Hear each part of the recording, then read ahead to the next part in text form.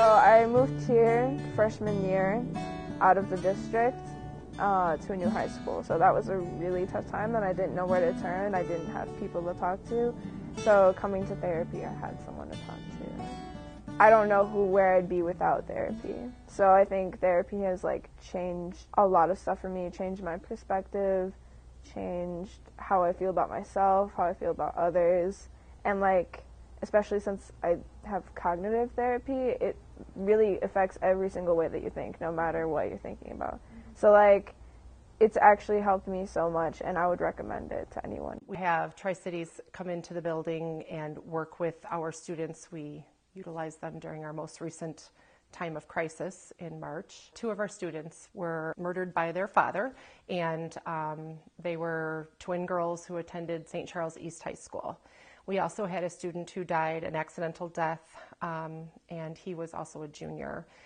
He died on Thursday. The girls had passed away the Friday before, and we needed some help from the outside community. So I was able to call up Laura Pass and Greg Watson and Laura Kowalski, and the 3 of them came over to St. Charles East High School. We saw 380 students, for example, on that Monday, and they saw students in groups, they saw students individually, and they were able to help us assess students to see what their level of need was and if they needed any follow-up. They also came back on the following day, which was Tuesday. We saw another 220 students on that day, and then they were with us again the following Thursday. So they spent time with us throughout that whole week.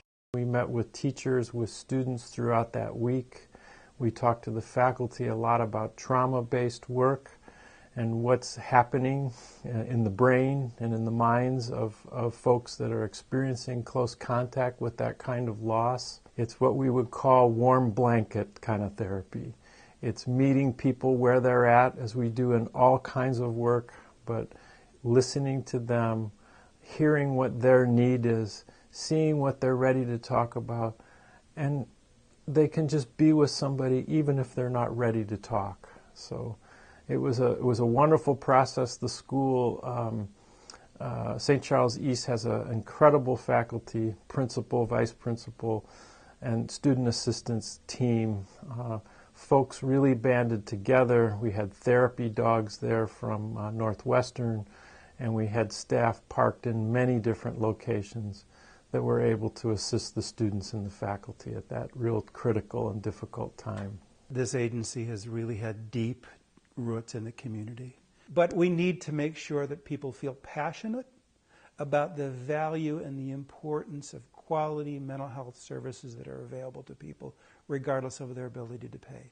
We need for people to buy into that. It doesn't get a lot of recognition on the federal stage, or certainly not on the state stage. And it's communities who are going to have to fight for continuing services for their friends and neighbors and family members.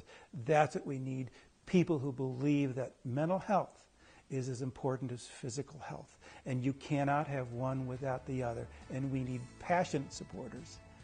And then we need people to show their support by saying, I like these programs, I like what they do, I'm going to write a check. I'm going to send them some money.